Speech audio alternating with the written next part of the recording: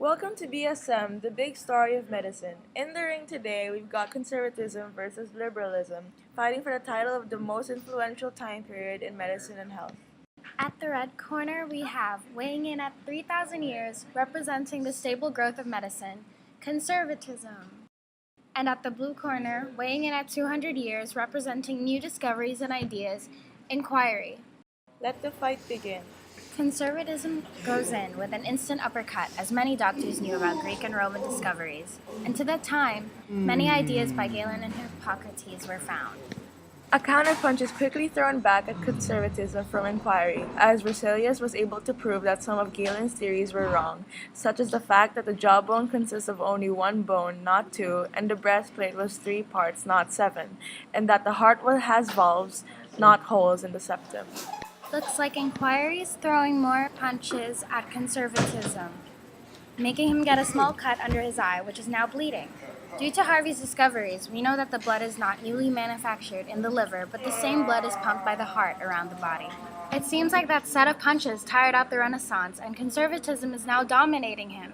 And with one last hook, conservatism wins, as the discoveries of William Harvey and Andreas Vesalius did not make anyone better, but only helped medicine in the long run. Fighters are back after the heated battle over knowledge of the human body, and conservatism is entering onto the stage from the red side, inquiry from the blue.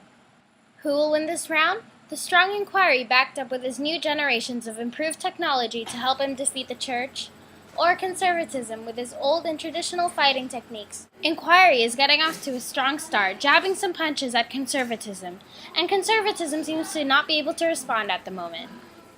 Oh, and what's this? Using William Harvey's discovery about the circulation of blood around the body, Inquiry rips out his own heart and is starting to strangle conservatism around the neck using the main veins and arteries.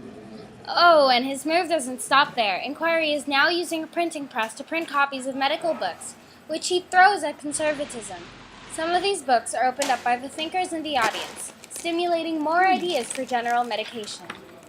The new ideas seem to be crushing the support of Galen's ideas. The crowd is booing at conservatism now, and with a final clothesline from Inquiry, conservatism goes down. This round goes to Inquiry. So far, it's been a really tough and close match. Traditionalists start with a complex move, probably learned from training so hard.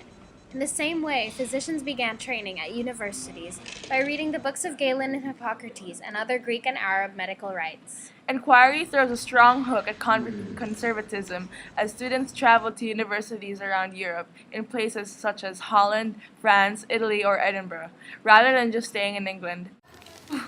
And Inquiry throws a body shot of conservatism and he drops to the ground. You're the worst actor I've ever seen in my life. Wow, conservatism seems to be a little bit shaken, but hopefully he can defend 1,300 years worth of discoveries and appear dominant over the Renaissance in the next round. Ladies and gentlemen, we've had an exciting match so far, so let's brace ourselves for round 4 of conservatism versus inquiry. Inquiry on the right is looking all right and deep in thought. On the other side, conservatism is clutching 4 crosses and praying hardly. The round has begun after the bell was sounded. Both fighters are circling each other with great intensity. Can you feel the intensity, Rianne? Yes, I can. Finally, after some time of circling, Inquiry lands the first blow right on the jaw. Conservatism is not looking very strong at the moment, and his defense looks weak. Inquiry sees this as an opportunity. Oh, and what a strike! Inquiry is clearly in charge of this match. It seems conservatism is out of ideas. What's this? Conservatism starts to go down on one knee and starts to pray. He calls for God to give him strength and heal his wounds. God does not seem to be listening. A monk decides to enter the ring. Is this God's answer? The monk starts praying as well until a steward comes to remove him. Inquiry looks a bit puzzled with all these events, but is confident after his 2 major blows. There's the bell. This round has been a one-sided affair, with Inquiry landing crunching punches, with more hospitals built, and with them admitting infectious diseases, while conservatism got a beating, having no answers. And we're back now onto round 5, everyday treatments. Both fighters are ready, and the referee starts the round with his whistle. They're both looking tired as they start to exchange a few punches with each other. It's conservatism here that's starting off well, and he executes the first real combo move of this match. He gets Inquiry into a clothesline and infects him with a cold and scrofula. And what's this? Inquiry now seems to be cutting his arm and throwing up into a bucket to try and rid himself of its cold, which is a famous method used to try and cure illnesses. That doesn't seem to be working, but he still hasn't given up. Inquiry is now going on a plane and is flying to America. He buys lots of herbs and spices and tries them all out, but they don't seem to work. Now he's going back to Britain and is visiting King Charles II and is desperately touching his hand. Does he think that this will cure him or something?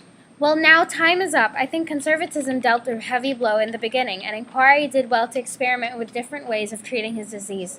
Too bad that most of them didn't work.